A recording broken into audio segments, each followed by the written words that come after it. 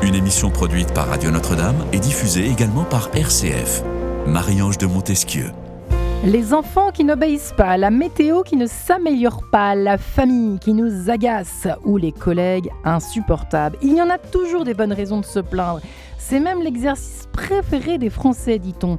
Certains experts disent que c'est plutôt un bon signe, un signe de bonne santé.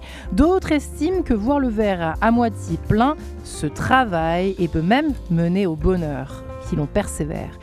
Alors arrêtez de se plaindre. Est-il au fond le secret pour réussir sa vie? Question que je pose à mes 3 invités aujourd'hui. On commence avec Brigitte Midon. Bonjour Brigitte. Bonjour Marie-Ange. Ravie de vous revoir dans cette émission. Le plaisir est partagé. Mais oui, ça fait plaisir. Vous êtes coach en passage de transition, j'aime bien le terme. Vous accompagnez, alors à la suite d'un parcours RH sérieux, vous accompagnez les diocèses, les congrégations, les instituts, les associations de fidèles formés en théologie biblique que vous êtes, en psychologie, en sciences politiques. Vous avez co-créé le groupe de Fontenelle, un groupe de recherche anthropologique, et vous avez donc publié tout fraîchement, tout simplement, Choisir d'espérer, traverser les épreuves avec le Christ chez Desclés de Brouwer. Merci en tout cas d'être là. Nous sommes également en compagnie d'Olivia Cornevin. Bonjour Olivia. Bonjour. Vous récidivez vous aussi. Oui. Vous avez écrit plusieurs ouvrages, 2 ouvrages précisément de développement personnel, et vous revenez avec ce tout dernier, Arrête de te plaindre et agis. Voilà ce qui a inspiré notre émission du jour, évidemment. Et enfin, Paul Duke est avec nous. Bonjour Paul. Bonjour. Vous qui avez travaillez dans l'aide humanitaire depuis maintenant 15 ans. Vous avez couvert les grandes crises politiques, des épidémies récurrentes, des tensions intercommunautaires faisant renaître le spectre du génocide. Et donc, vous avez publié ce dernier ouvrage, La Voix du mal, tout fraîchement là pour le coup, paru aux éditions du Rocher. Alors effectivement, Paul Duke, c'est vrai que quand on se... souvent, vous voyez, il y a une espèce de malaise quand on se plaint parce qu'on a cassé notre téléphone, parce qu'on est arrivé en retard au boulot, parce qu'il pleut, etc.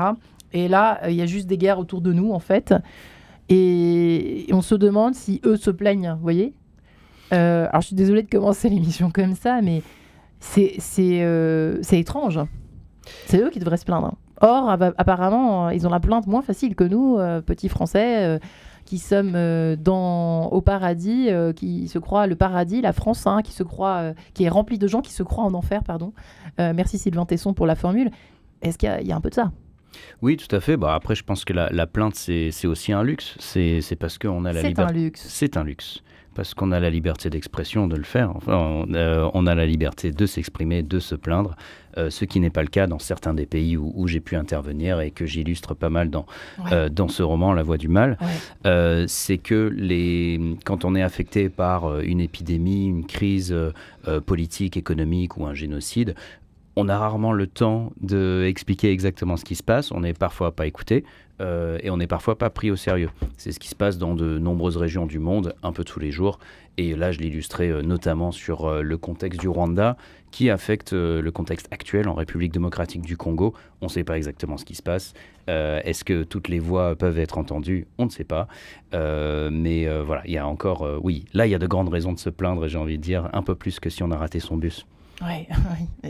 Brigitte Midon, c'est intéressant parce que vous commencez un petit peu votre livre, je ne sais plus à quel endroit, mais il me semble que vous faites le distinguo entre vivre et survivre. C'est vivre et ne pas mourir. Vous faites parler Gustave Thibon précisément, qui disait en 1955 « Ne pas mourir est une chose, vivre en est une autre ». C'est magnifique. Et ça illustre un peu ce que vient nous évoquer notre ami Paul Duke. Moi, je rebondirais sur ce que vous venez de dire, que la plainte serait un luxe en fonction de l'endroit de la Terre où on se situe et des conjonctures, en tout cas. Moi, je dirais que la plainte, c'est un passage. C'est un passage. Dans un processus, en fait. Dans un processus pour aller vers plus de vie. Voilà, pour être sur l'essentiel. Dans un processus de deuil, dans un moment de crise, pouvoir effectivement avoir la chance d'exprimer une plainte va permettre de libérer beaucoup d'espace pour vivre autre chose. Voilà, donc moi, la plainte, je l'envisage davantage comme un passage. Une fixation répétitive qui alimente le chagrin au lieu de l'épuiser. Ça, c'est la formule de Lou Mas del Aire dont vous parlez dans votre livre, Olivia Cornevin. Mais c'est quoi, effectivement, la plainte? Faut peut-être la définir, cette plainte. La plainte, pour moi, elle a deux facettes. Alors déjà, dans le livre, j'ai la définition du Robert. C'est l'expression vocale de la douleur. Exemple, les blessés poussaient des plaintes déchirantes. Et les synonymes, c'est cris, gémissements, lamentations et pleurs. Et on n'est pas à la météo, là. Hein. Voilà. Et en deuxième définition, c'est l'expression d'un mécontentement. Les plaintes et les revendications du personnel. D'accord. Bon, moi, je vois deux faces à la plainte, en fait. Il y a la plainte qui est recevable et la plainte qui est irrecevable. La plainte qui est recevable, c'est celle qu'on formule et qui nous permet d'agir. Et la plainte qui est irrecevable, c'est celle qui nous laisse dans l'immobilisme, en fait. Ça nous permet de nous plaindre, de ne pas bouger. En ne faisant rien. Oh là là. Voilà. Et on est tous un petit peu devenus comme... Il y a une espèce de trend, comme diraient les gens, une tendance à l'immobilisme qui cohabite délicieusement avec la plainte ou pas? Moi, je fais exprès de noircir le trait. Alors moi, justement, j'ai écrit ce livre pour un peu donner un coup de pied aux fesses derrière des gens. Et d'ailleurs, les gens qui le lisent me disent, mais heureusement que ton franc-parler est là et que tu dis cette vérité-là, parce qu'on ne se donnerait pas ce coup de pied aux fesses autrement. Et ça a fait grand bien à mes lecteurs, en fait, qui me disent à quel point ils avaient besoin d'entendre ça pour pouvoir sortir de leur immobilisme et faire tous ces exercices. Et puis de la fatalité. Alors là, je m'adresse à vous, Brigitte Midon, c'est pas très catho-compatible. Espèce de fatalité, c'est comme ça, qu'est-ce que tu veux, voilà. Ça, c'est pas une raison d'espérer, ça, du tout, d'être dans le fatalisme non plus. Oui, tout à fait. Mais maintenant, dans la plainte, je rejoins ce que vous dites. Moi, je l'exprimerai des plaintes qui sont très conjoncturelles, en fait. Je suis dérangée dans mon confort, donc je me plains. Ça ne va pas. D'accord. Mais il y a des plaintes qui sont nécessaires pour pouvoir exprimer un lieu de souffrance profond. Que ce soit au niveau de la personne humaine, mais dans des groupes, dans des communautés. Là, moi, j'accompagne des congrégations qui sont dans des chemins de transformation avec la perspective d'une fin de ce qui a fait toute leur vie, vu qu'il y a moins d'effectifs, etc.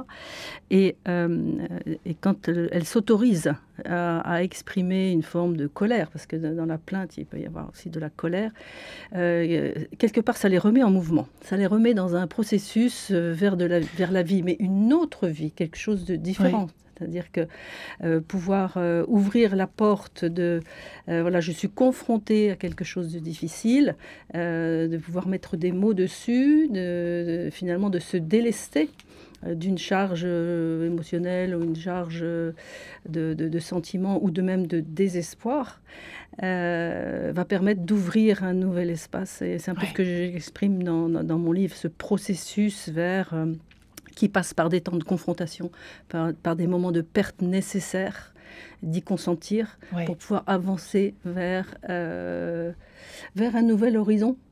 Et je cite et je tourne un peu autour de l'appel qu'Abraham a reçu de Dieu. Quitte ton pays.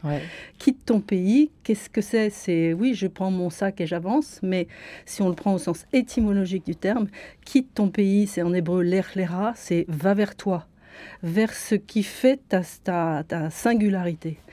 Apprends à te connaître. Prends sur toi tout ce que tu es pour pouvoir poser le pas suivant. Donc, quitte ton pays, mais la phrase, elle ne s'arrête pas là. Va vers le pays que je te montrerai. Ce pays qui sera fait de lait de miel et où tu trouveras une descendance. Donc, effectivement, la mise en mouvement, elle est corrélative au fait de pouvoir exprimer la plainte. Mais là, je ne parle pas de la plainte « ma soupe est trop chaude ». C'est ça. Ou en France, il n'y a plus rien à faire, la politique, ceci, cela. Non, c'est vraiment quelque chose qui est ontologique, en fait, existentiel. Et c'est vrai qu'il y a un paradoxe en vous entendant. C'est vrai qu'entre ce qui se passe dans, par exemple, certaines communautés que vous accompagnez, dans l'esprit chrétien catholique, et puis ce qui se passe dans la société, quoi. Parce que nous, on nous apprend, les cathos d'élevage, à ne jamais nous plaindre. Et regarde la chance que tu as. Les enfants, par exemple, dans les pays que connaît notre ami Paul Duke, ils se contentent de ce qu'ils ont. Ils n'ont rien, ils se plaignent pas. On a été un peu éduqués comme ça chez les cathos. Enfin, je ne sais pas comment ça se passe aujourd'hui, mais c'est un peu... Bon, je grossis là aussi, je me recycle très. Paul Duke... c'est compliqué parce qu'on navigue, vous avez eu entre deux océans, alors la plainte extrême et puis l'interdiction de se plaindre. C'est compliqué, mais c'est comme ça qu'est notre monde. Donc voilà. Non, tout à fait. Et c'est intéressant aussi ce que disait Olivia sur la plainte irrecevable. Est-ce que c'est parce que notre voix ne porte pas que notre plainte est irrecevable aussi? Une autre question qu'on peut se poser. Mais pour moi qui suis investi dans des missions humanitaires, la plainte est un élément essentiel de notre mandat. C'est par exemple quand notre mission, c'est d'agir, c'est d'apporter de l'aide à une personne qui en a besoin. Mais quand c'est pas possible, qu'est-ce qu'on fait? Quand, par exemple, les barrières logistiques ou même physiques sont mises en place pour empêcher les humanitaires d'agir, on le voit dans la bande de Gaza, par exemple, qu'est-ce qu'on peut faire en tant qu'humanitaire dans ces cas-là? On peut se plaindre, justement. Ça s'appelle le plaidoyer, c'est un peu notre forme juridique. C'est de la plainte action. C'est ça. En fait, là. Exactement. C'est un terme un peu plus lié au droit international humanitaire. Mais le plaidoyer, c'est notre façon de dénoncer ce qui se passe, les atteintes au droit. Et c'est bien parfois le seul recours quand on ne peut pas vraiment agir et apporter de l'aide concrètement, quoi. Oui, c'est vrai qu'il faut un peu se situer. Alors voilà, se poser la question en ce début d'émission. Alors attends, quand je me plains, je suis où? Je suis dans la plainte action, la plainte colère, la plainte révolte, la plainte futile, n'est-ce pas? La plainte immobilisme. Immobilisme, absolument. Mais de toute manière, il y a une formulation déjà. D'abord, au départ, il y a un constat. Voilà, il y a quelque chose qui nous ennuie, qui nous embête, voilà. Et ça se transforme en plainte, soit ça reste un constat.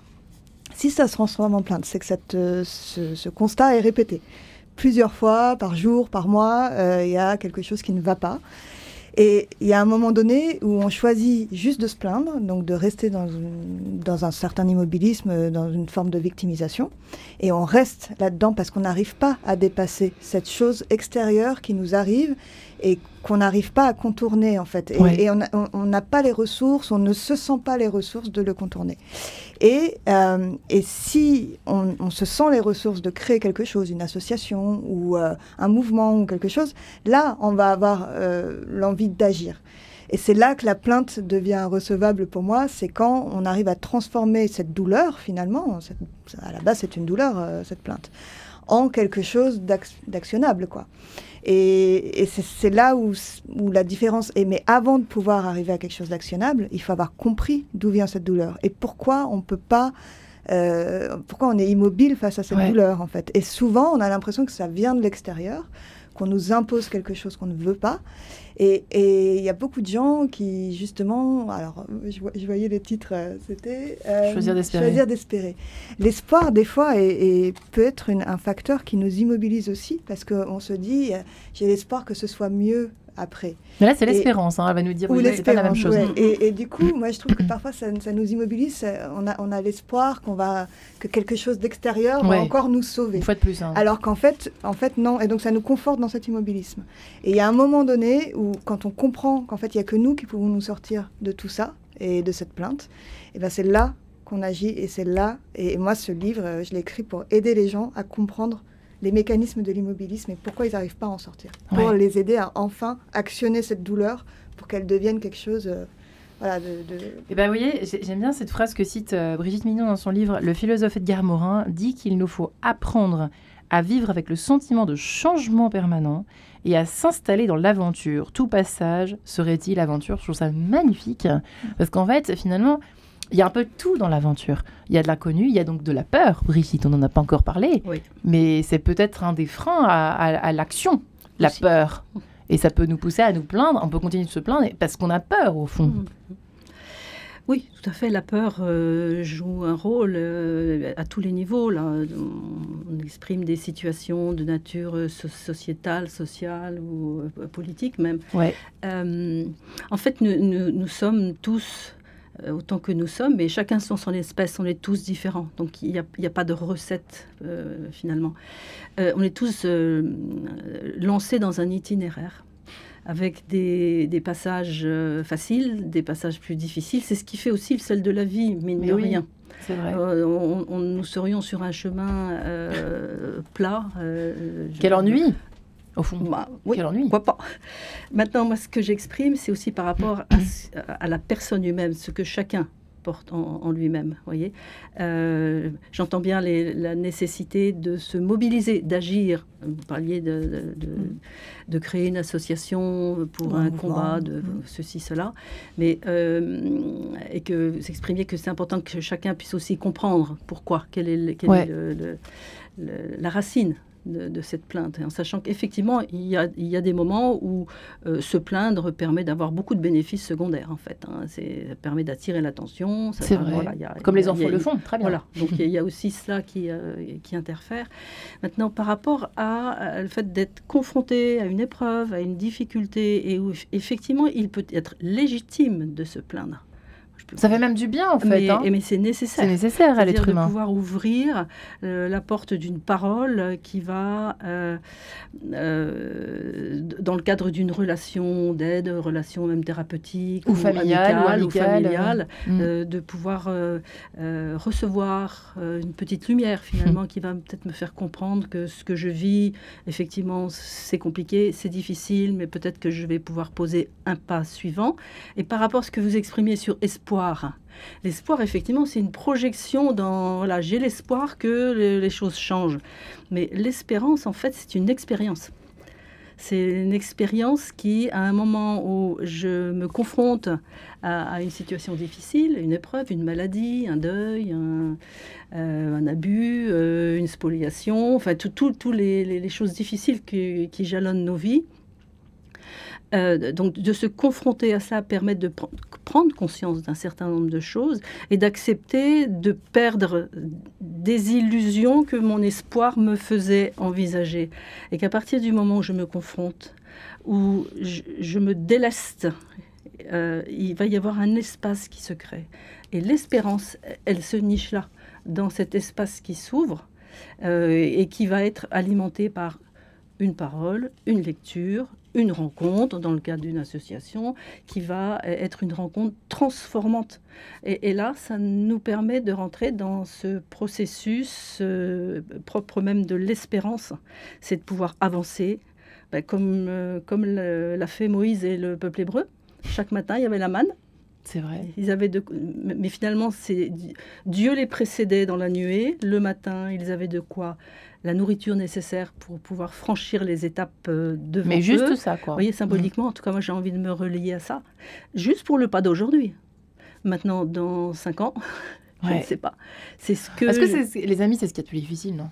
Franchement, très sincèrement, c'est ce qu'il y a de plus difficile. Alors, hormis...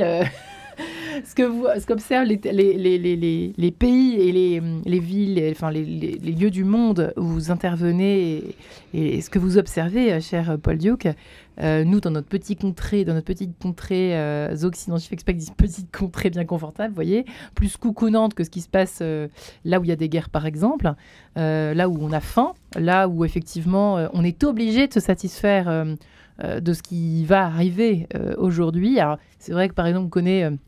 en Afrique, enfin même, alors, les Africains sont très très forts là-dedans, mais nous on a un mal fou. On se projette dans 6 mois, on fait des projections, comme le disait Brigitte, qu'on ait peur ou pas, mais c'est quelque chose c'est une habitude de riche, quoi, finalement, disons-le. J'aimerais bien qu'on revienne sur tout ça juste après San Francisco par June Caravelle. À tout de suite. San Francisco, dancing mambo in the small sands of Alcatraz Island, San Francisco, watching sunsets sitting under the Golden Gate. Take me on a ride in a cable car. Let's go to Fisherman's Wharf. Eat some chocolate on Pier 39. All climb shoulders, pick your order. I don't care as long as we're together. San Francisco, dancing mambo in the small sands of Alcatraz Island, San Francisco, watching sunsets sitting under the Golden Gate. San Francisco, dancing mambo in the small sands of Alcatraz Island, San Francisco, watching sunsets sitting under the Golden Gate. Let's get up and down, striding downtown. Let's wind down on Long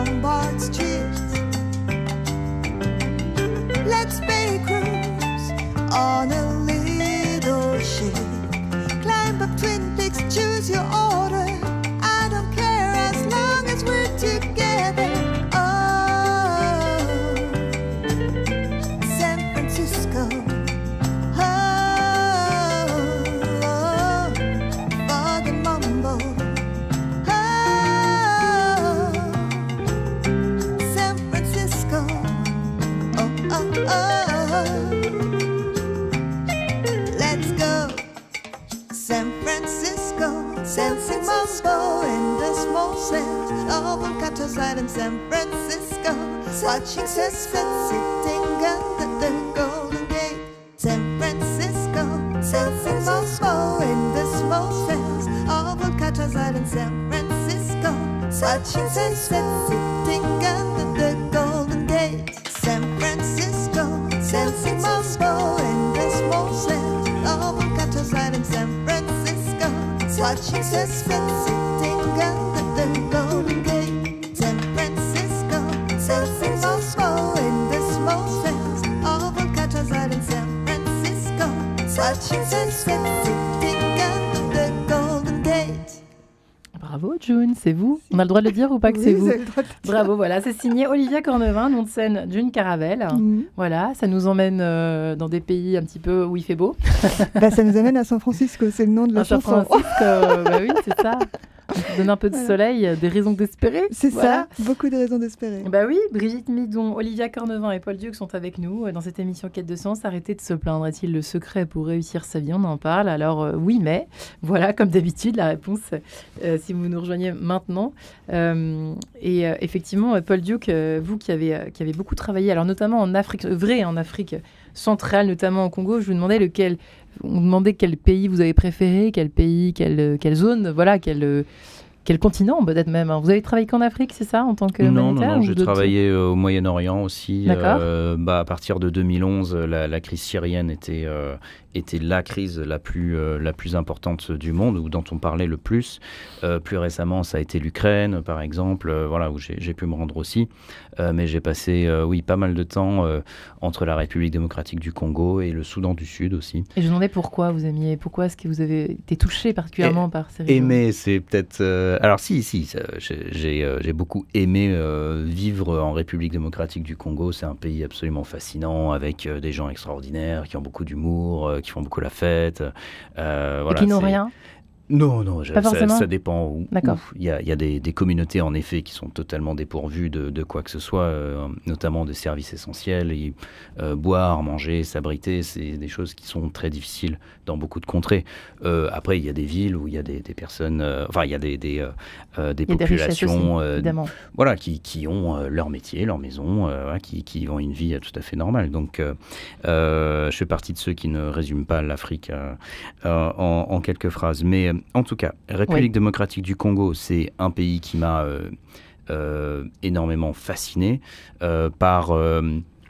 le fait que le spectre du génocide rwandais, qui est pourtant le pays voisin, a encore énormément d'importance. Ce que vous dites dans votre livre, ce qu'on comprend bien, effectivement. Tout à fait, et ça laissé se reflète plein de dans traces. l'actualité aujourd'hui, où voilà, le Congo est plus ou moins en guerre avec le Rwanda. On n'en parle pas trop, Ouais. mais voilà, ces tensions prennent leurs racines quelque part dans le génocide rwandais, parce que des réfugiés rwandais sont aujourd'hui au Congo.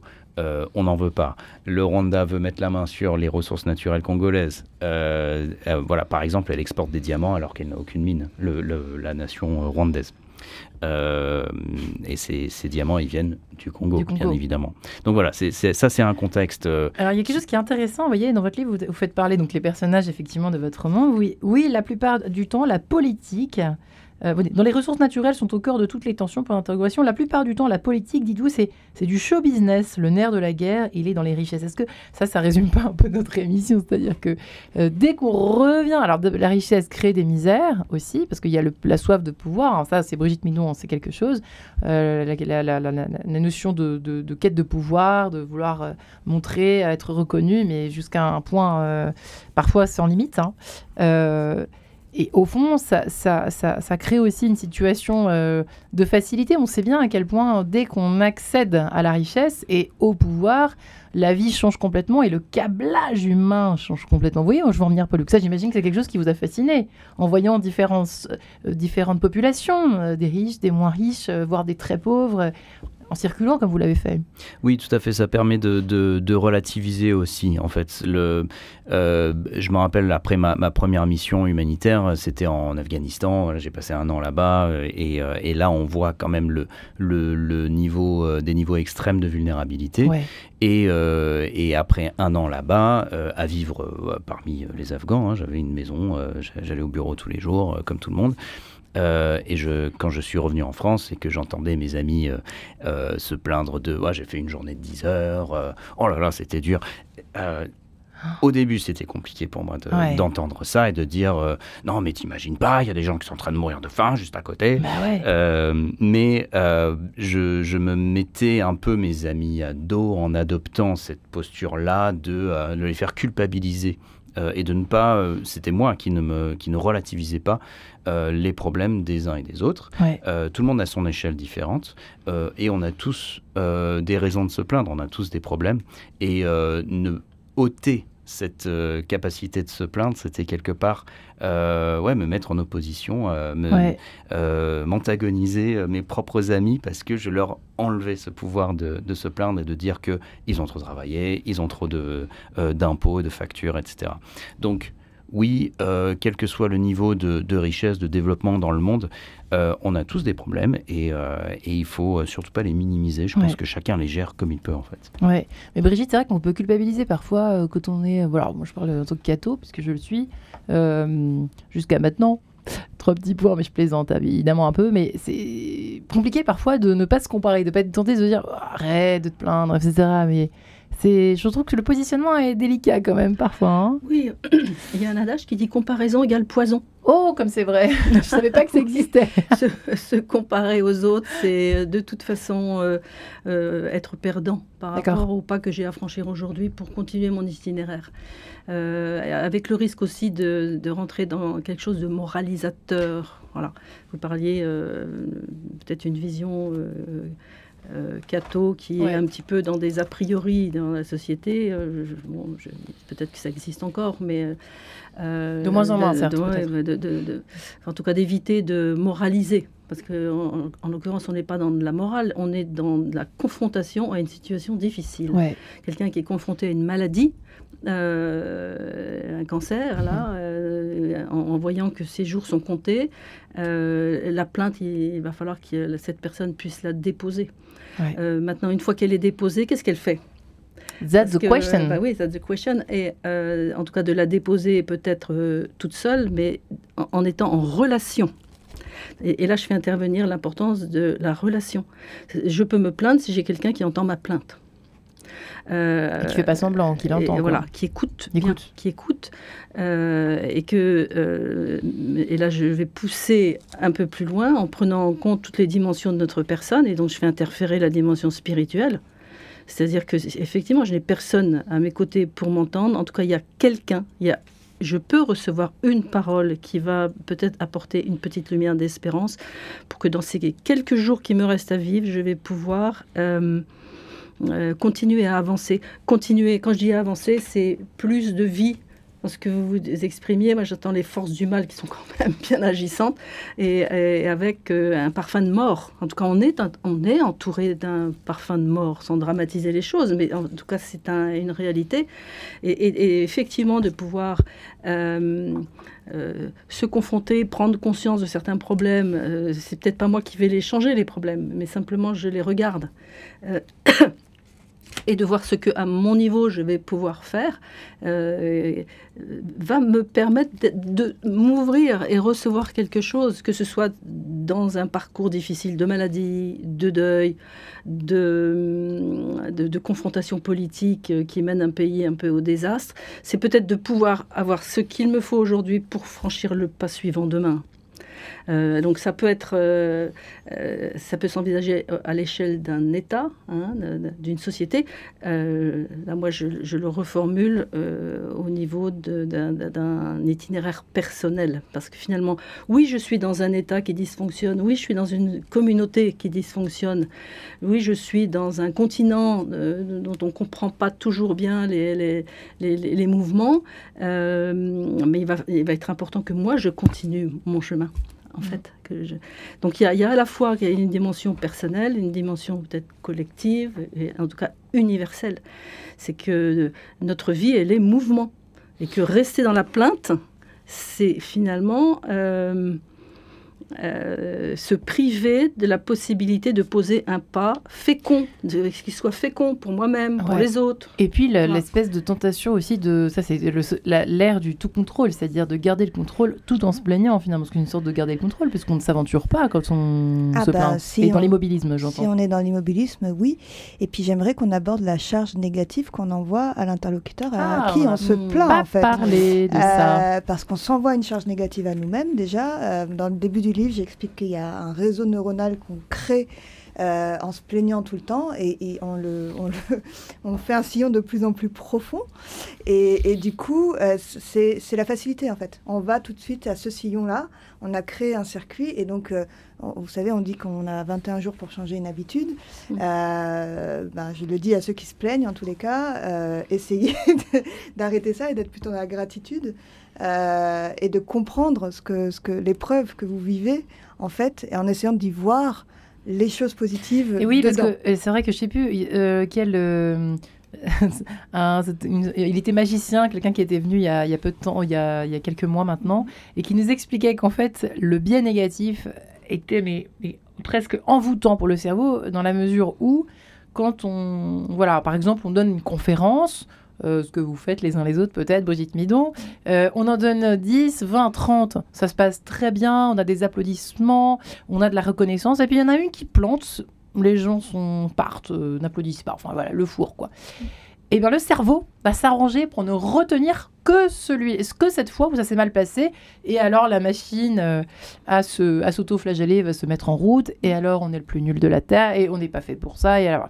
Là, c'est dans le... Mais n'empêche que c'est hallucinant, effectivement, pour rebondir sur ce que vous dites. Ça a été scientifiquement prouvé que le cerveau est ainsi fait. Franchement, pourquoi est-ce que Dieu nous a fait comme ça? Je comprends pas. C'est bizarre quand même, cette machine à perdre, quoi. Pour revenir à quand on reçoit la plainte, vous êtes tous déjà retrouvés devant des gens qui vous envoient de la plainte, et vous n'arrivez pas à les arrêter. Et on est épuisé. Et on est épuisé. Et c'est ça la charge négative, et c'est pour ça que j'ai écrit le livre aussi, en me disant... Comment faire comprendre à ces gens-là qu'ils épuisent les autres littéralement? Nous, on n'a plus d'énergie en vous écoutant, en fait. Ouais. Et c'est là où on repère la plainte qui donne pas de fruits, enfin voilà, qui est vraiment stérile. Mais en fait. On en est conscient quand on se plaint comme ça. Je dis, moi, souvent, quand j'ai maintenant, depuis que j'ai écrit le livre et quand j'ai des gens au téléphone ou quand je vois des gens dans la vraie vie. Donc ils se mettent à se plaindre, ok, pas de souci. Alors quand ça dure un temps raisonnable, c'est ok. Mais quand ça commence à devenir vraiment que je vois que mon énergie baisse à cause d'eux et que j'arrive plus à recevoir le truc, je commence à leur donner des solutions. Est-ce que tu as vu ça de tel côté? Est-ce que tu as retourné ta crêpe et tu as vu ça autrement? Ça marche ou pas? Et ben en général, ils reviennent quand même au truc parce qu'ils veulent pas admettre qu'il y a des solutions et qu'ils peuvent sortir de leur problème en fait. Et c'est ça qui est compliqué, Effroyable. en fait, c'est de faire comprendre aux gens qu'en fait, leur immobilisme vient de problèmes plus profonds. Donc, il y a des blessures, il y a des croyances limitantes qui font qu'on se dit... Les fameuses croyances limitantes. Voilà, et moi, je les invite à faire des exercices, justement, qui vont au plus profond de ces croyances, de ces blessures, même des injonctions de la famille, parfois, qui nous ont laissé des traces. Comme quoi, par exemple ne mange pas, mange toute ton assiette, et puis après, on devient gros, et on se plaint que dans la famille, il fallait toujours finir son assiette, et qu'on est des bons vivants, et que voilà, et c'est la faute de la famille. Mais c'est la faute de soi, c'est nous qui avons mangé. C'est pas la faute de la famille. Ok, on nous a donné des injonctions, mais était-on obligé de les suivre ou pas? Oui, tout à fait. Brigitte Midon, ça c'est effectivement une vraie tendance... voilà, maintenant qu'on a psychologisé le monde, il y a des outils, c'est sympa, c'est super la psychologie, mais c'est vrai que parfois, on peut rentrer dans ce genre de travers à justifier sa plainte, quand elle n'est pas forcément très légitime, disons. Enfin, là, je suis en train de juger, de moraliser, mais par exemple, ça, c'est vrai que rien ne nous empêche de se faire accompagner si on n'arrive pas, par exemple, à sortir de je sais pas moi, cette boulimie, bref, j'en sais rien, mais c'est vrai que c'est un travers, en tout cas. Moi, je dirais que c'est un mécanisme de défense. La justification, c'est un mécanisme de défense. Donc, je me défends comme ça. C'est que peut-être à ce moment-là, je n'ai pas la possibilité d'entendre. Alors, le fait d'entendre nécessite d'ouvrir. Et ouvrir, ça veut dire accueillir une parole différente de la mienne. Et du coup, il y a une forme d'enfermement qui est confortable. Alors, c'est enfermement... Et on peut changer ça, vous croyez? Oui. D'accord. Sinon, on s'arrête là. Bah oui. Mais oui. Alors c'est vrai que dans une posture d'accompagnement, ce que vous exprimiez, c'est effectivement parfois on reçoit énormément d'ondes. Très négatives. Ouais. Mais de toute façon, c'est pas en proposant une solution que la personne va changer. Non. C'est-à-dire, c'est simplement qu'elle puisse entendre ce qu'elle est en train de dire. Donc là, l'outil de la reformulation dans l'entretien, c'est sans doute là En fait, il faut reformuler. Oui, qu'elle entende ce qu'elle vient de dire. Ouais. Parce que que vous êtes en train de me dire, tu es en train de dire finalement, que... de quelqu'un qui se plaint en étant embourbé dans sa plainte. Alors, il y a un fond de souffrance. Je veux dire que ça, d'emblée, on peut le poser, qu'il y a un fond qui souffre. Maintenant, ça lui appartient. Mais si elle ne se décentre pas d'elle-même, pour pouvoir s'ouvrir à autre chose, là, il y a quelque chose qui tourne en circuit le vélo, quoi. Oui. Et que moi, je ferais volontiers intervenir, finalement, dans nos axes anthropologiques, moi-même, me confronter à moi-même, me confronter à l'autre. Là, on est dans une dimension totalement horizontale, mais ça va être de verticaliser un petit peu ce que nous vivons dans la dimension verticale. Spirituel, quoi, voilà, pour ne pas le dire. Oui, disons-le. Oui, je le dis. Et vous voyez, dans mon livre, ce sont des regards croisés, en fait. Et pourquoi traverser les épreuves avec le Christ, c'est, en tout cas, de se dire que dans les moments difficiles, il peut m'être possible de me greffer à la résurrection. Parce que finalement, quand on regarde l'itinéraire de Jésus, on ne connaît pas grand-chose de ses premières années, mais on peut contempler tout ce que nous disent les évangiles. Et en se focalisant peut-être sur les derniers jours, on voit bien qu'il a été confronté à de la violence, de l'humiliation, de la spoliation de ce qu'il était, de ce qu'il est, la trahison. et que et que si on regarde ces 3 jours, il y a cet espace-temps entre la passion, la résurrection. Et c'est dans cet espace-là qu'il peut se passer quelque chose. When a man loves a woman, figurez-vous. Il a perdu quelque chose. J'ai raté ma transition. Pardon. When a man loves a woman, le temps passe trop vite malheureusement. Percy Sledge. À tout de suite. Avec Brigitte Midon et son livre Choisir d'espérer, que des bouquins qui vous font du bien, qui nous font du bien, hein, qui font du bien, traverser les épreuves avec le Christ chez Desclés de Brouwer. Paul Diou qui est la voix du mal, qui permet de relativiser tout autant, même s'il n'aime pas forcément que je dise ça, cher Paul Diou, aux éditions du Rocher. C'est un roman bien évidemment qui se situe en Afrique, une réflexion et un voyage également, hein, notamment en République démocratique du Congo. Voilà, l'histoire d'un journaliste qui s'appelle Simon et qui est tout à coup parachuté dans ce pays, lui qui est breton, en France bien tranquillement. Et puis là, tout à coup, boum, sa vie va changer. Sa vision du monde va changer surtout. C'est ça dont il est question, c'est de changer sa vision. Oui, quand on voyage, c'est sûr que ça aide à justement, là on est en plein dans notre sujet, c'est-à-dire changer son prisme en fait, c'est ça. Exactement, sa perspective, ouais. Et ben voilà, donc Olivia Cornevin, vous qui avez écrit des ouvrages de développement personnel, arrête de te plaindre, réagissez, votre petit dernier. Voilà, de retour dans cette émission Quai de sens pour cette deuxième partie. Et j'aimerais qu'on y vienne effectivement pour tous les chrétiens que j'aime beaucoup, que j'embrasse chaleureusement. Et vous le savez, auditeurs chouchou, j'en suis, je fais partie de vous. Je fais partie de cette famille, cette grande famille des catholiques et des chrétiens. Et c'est vrai qu'il y a quand même une tendance, et je parle de ce que je connais bien évidemment. Brigitte Midon, c'est compliqué. On prie pour avoir, on prie Dieu alors pour des plus ou moins bonnes raisons. Et parfois, on a tendance, j'ai l'impression, à vouloir tout attendre de Dieu pour un petit peu se reposer trop sur lui et dire allez, on va faire des chaînes de prière, on va faire des neuvaines. Alors pour rencontrer l'amour, pour avoir un job, pour réussir un examen, pour que tout se passe bien, pour ses enfants, pour qu'ils ne soient pas malades, pour qu'ils guérissent d'une maladie, etc., etc., etc. Mais est-ce qu'il n'y a pas un déséquilibre là-dedans parfois, une tendance à quelle est la part des choses, en quoi Dieu intervient mais Dieu ne va pas nous donner une vie plus riche, plus facile. D'accord. Il n'est pas là pour ça. Il est là pour nous donner de la vie. En fait, notre vie, on est dans un parcours avec un enjeu de vie et de mort permanent. Donc les demandes que Dieu va pouvoir entendre, d'abord elles vont, si elles se formulent en dehors du brouhaha de la vie, il va peut-être se vivre une relation, une rencontre avec Dieu, où une petite lumière va m'être donnée, d'entendre par exemple cette phrase de toute la Bible, qui est la phrase la plus prononcée par Dieu, « Ne crains pas ».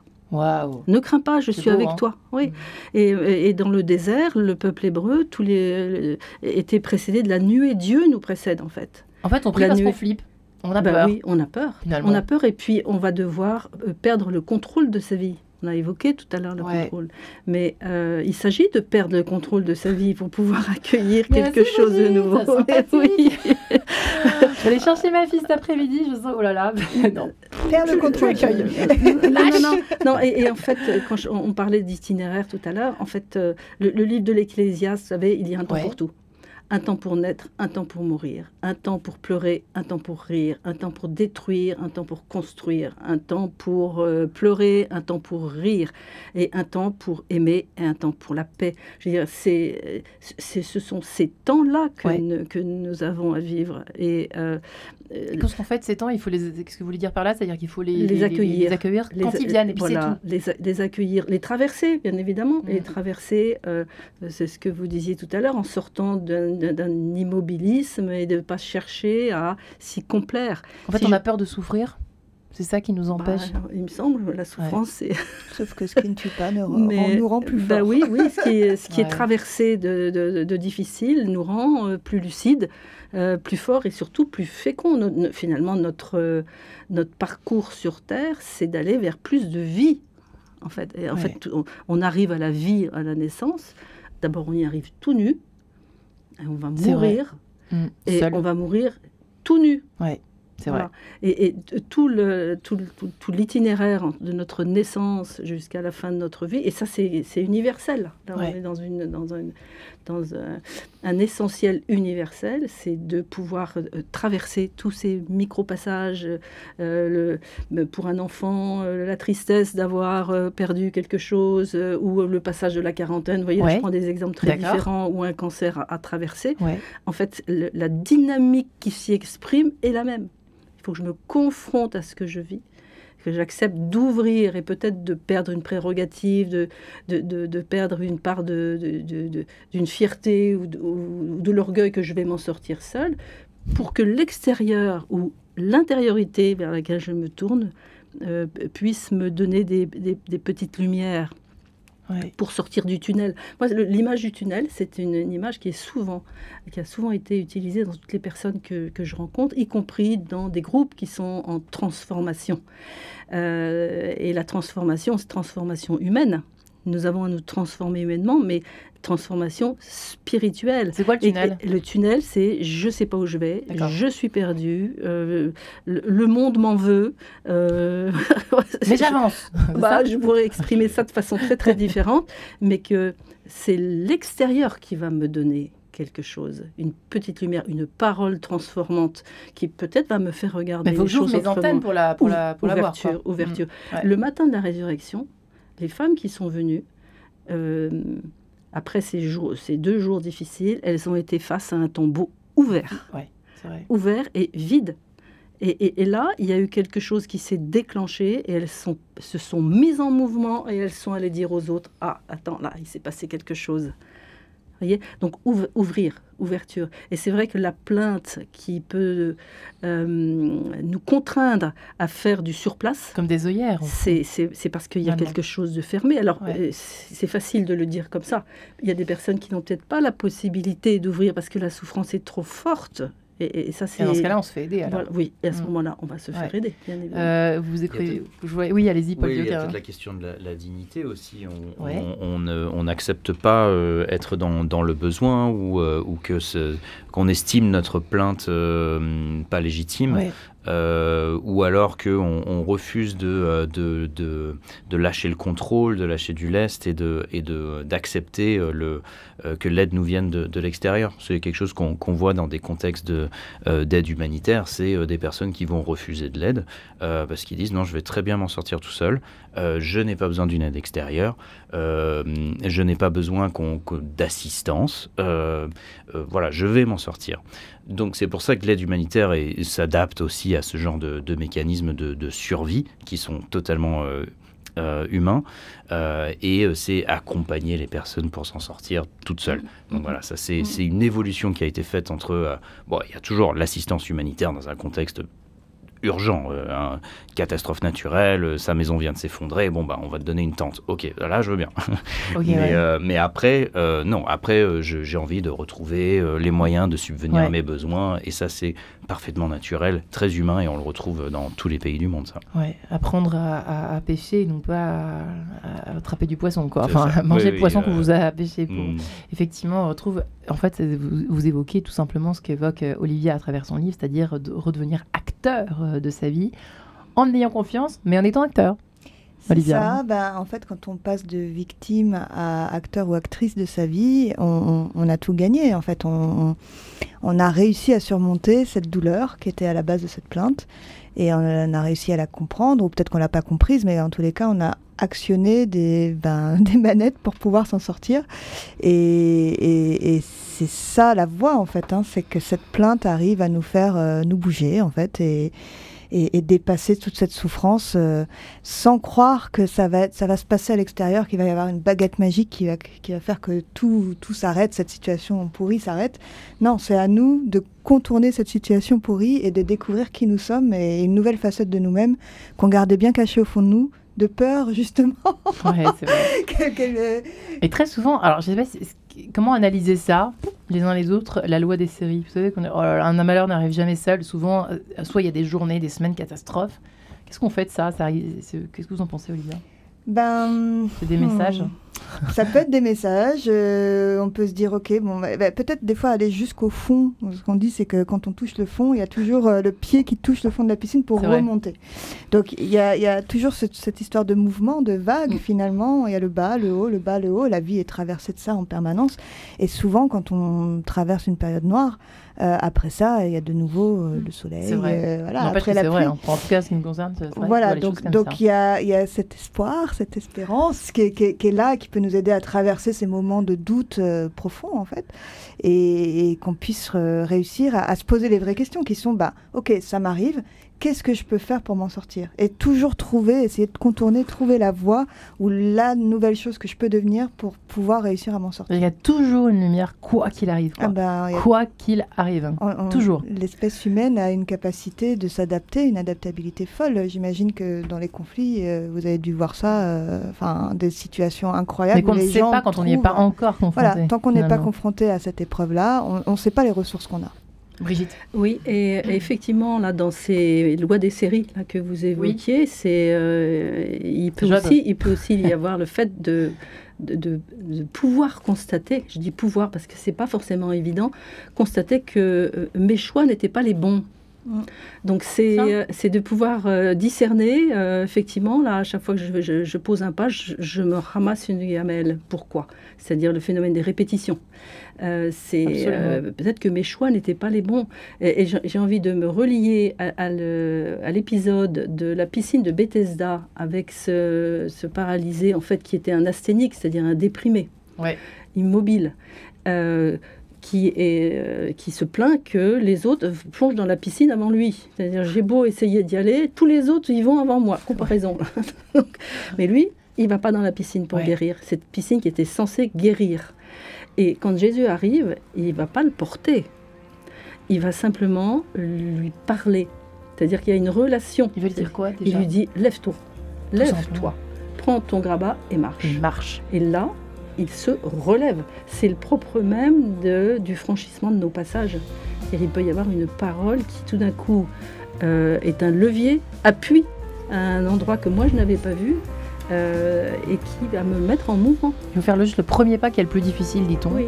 Et on comprend bien dans cette parabole, c'est très intéressant. Mais, lève-toi, quoi. Lève-toi. D'abord. Le deuxième pas suivra le premier, le troisième, etc. Ouais. Donc c'est la mise en mouvement. C'est comme ça que commence la traversée d'un passage de plainte, de souffrance. Ouais. C'est en tout cas de pouvoir entendre. Donc là, je reviens à la question de l'ouverture, pouvoir s'être ouvert à autre chose.